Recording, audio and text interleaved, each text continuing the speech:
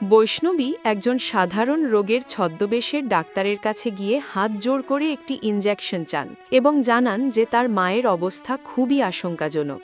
কিন্তু ডাক্তার অত্যন্ত নিষ্ঠুরভাবে তাকে তাড়িয়ে দিয়ে বলেন যে স্টকে কোনো ওষুধ নেই। ঠিক সেই মুহূর্তেই একজন প্রাইভেট মেডিকেল এজেন্ট সেখানে আসে এবং ডাক্তারকে টাকার একটি বড় বান্ডেল ঘুষ দেয়। টাকা পাওয়ার সাথে সাথেই ডাক্তার সেই ইনজেকশনটি বের করে দেন, যা তিনি কিছুক্ষণ আগেই নেই বলে দাবি করেছিলেন। ডাক্তার হাসতে হাসতে বলেন, গরিবের দোয়ায় নয়, নোটের জোরে আমার ঘর চলে। ঠিক তখনই বৈষ্ণবী তার আসল রূপ প্রকাশ করেন। তিনি এজেন্টের হাত থেকে ইনজেকশনটি কেড়ে নেন এবং টেবিলের ওপর তার আইএএস আইডি কার্ডটি ছুঁড়ে মারেন।